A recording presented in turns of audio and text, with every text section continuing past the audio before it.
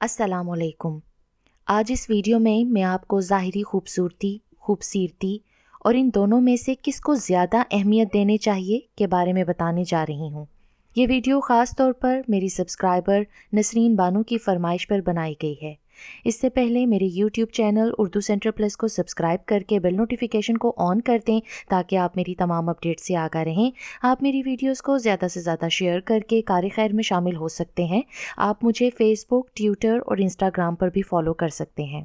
قرآن مجید میں ارشاد ہے کہ اللہ نے انسان کو سب سے بہترین بنایا۔ اس سے معلوم ہوتا ہے کہ انسان کی بناوٹ سب سے بہترین ہے۔ انسان کے اندر جو کشش اور خصوصیات ہیں وہ کسی اور مخلوق میں نہیں۔ رنگ کالا ہو یا گورا، قد لمبا ہو یا چھوٹا، جسم پتلا ہو یا موٹا، ناک چپٹی ہو یا کھڑی، آنکھیں بڑی ہوں یا چھوٹی، ہر انسان کو اللہ نے بنایا ہے ایک دوسرے سے مختلف اور بہترین۔ لیکن ہم انسانوں نے مختلف پیمانے بنا دیے ہیں جس سے دوسرے انسانوں کو اچھا، برا، خوبصورت یا بدصورت سمجھا جاتا ہے۔ یہ تفریق اور امتیاز خود انسان نے کی ہے، اور ایسا کرنے سے یا کہنے سے در حقیقت ہم اللہ پاک کی تخلیق سے نقص نکال رہے ہوتے ہیں۔ ہم انسانوں کی اتنی اوقات اور جرأت کیسے کہ اپنے خالق کی تخلیق کو چیلنج کریں۔ خوبصورت تو ہر شے ہوتی ہے، صرف دیکھنے والی نظر چاہیے۔ رشتہ طے کرتے ہوئے لڑکے اور لڑکی کے ظاہری نین نقش، خوبصورتی، حسن، مال و دولت کو ترجیح دی جاتی ہے، چاہے وہ سیرت کے گندے اور بد مزاج کیوں نہ ہوں۔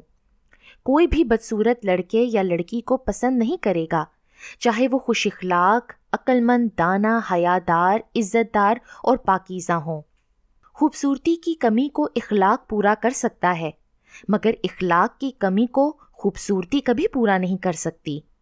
ظاہری بدصورتی کوئی خوف کھانے والی شے نہیں ہوتی، یہ انسان کے اندر کی بدصورتی ہوتی ہے جس سے ڈرنا چاہیے۔ حسن و جمال صرف خوبصورت چہرے کا نام نہیں، بلکہ عزت اور شرافت کا بھی حسن و جمال میں دخل ہے، کیونکہ باوجود خوبصورتی کے شرافت پر دھبا لگے تو سارا حسن مان پڑ جاتا ہے۔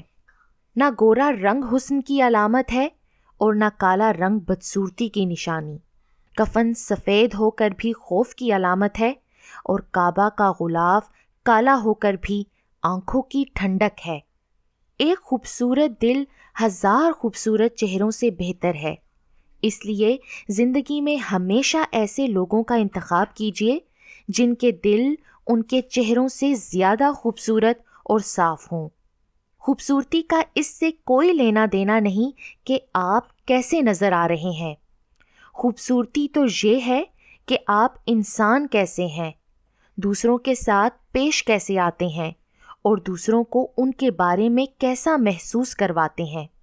ظاہری خوبصورتی آنکھوں کو تو اچھی لگ سکتی ہے، لیکن یہ اندر ہی کی خوبصورتی ہوتی ہے جو دلوں کو بھا جائے۔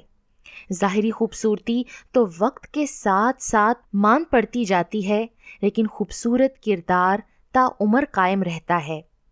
ہمیشہ خوبصورت دل کو تلاش کریں، خوبصورت چہرہ نہیں، کیونکہ ضروری نہیں کہ خوبصورت لوگ ہمیشہ اچھے ہی ہوں، لیکن اچھے لوگ ہمیشہ اپنی بھلائی کی وجہ سے خوبصورت ہوتے ہیں۔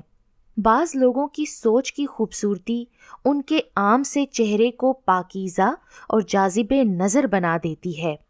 حیا اور وفا جس عورت میں ہو، اس عورت سے بڑھ کر کوئی عورت خوبصورت نہیں ہو سکتی۔ حیا سے خوبصورتی پیدا ہوتی ہے، جبکہ بے حیائی سے بدصورتی پیدا ہوتی ہے۔ حیا کی کشش خوبصورتی سے زیادہ ہوتی ہے، اور ایک حیادار عورت ہی بہترین نسل کو پروان چڑھا سکتی ہے۔ اگر آپ بظاہر بدصورت ہیں تو میک اپ آپ کو ظاہری خوبصورت دکھنے میں مدد کر سکتا ہے، لیکن دل اور روح کی گندگی اور بدصورتی کو نہیں چھپا سکتا۔ ہر مرد عورت میں اچھے کردار کا خواہش مند ہوتا ہے، مگر چاہت اسے صرف خوبصورت چہرے کی ہوتی ہے۔ اسی طرح ہر عورت مرد میں شرافت کی طلبگار ہوتی ہے، لیکن چاہت اسے صرف دولت مند شخص کی ہی ہوتی ہے۔ مرد شریف نہ ہو، عزت نہ دے تو دولت کا اچار ڈالنا ہے؟ اسی طرح خوبصورت عورت اگر بے حیا ہو تو چہرے کی خوبصورتی فضول ہے۔ ہر وہ انسان خوبصورت ہے جو اپنے اوپر مکمل اعتماد رکھتا ہو، جس میں حوصلہ اور عزم ہو، جو اپنی زندگی میں آنے والی مشکلات سے ڈرتا نہ ہو، ان کا ڈٹ کر مقابلہ کرتا ہو، جو پاکیزہ ہو، پاک دامن ہو، خوش اخلاق ہو، دوسروں کا دل نہ دکھائے، سب کے کام آئے، اپنے اندر کسی قسم کی کمی کو محسوس نہ کرے، لوگ کیا کہتے ہیں ان کی پرواہ کیے بغیر اپنے خالق کا ہر حال میں شکر ادا کرے۔ اپنی خوبصورتی کا سرٹیفکیٹ لوگوں سے نہیں مانگیں، کیونکہ اللہ پاک کی بنائی ہر شے خوبصورت ہے۔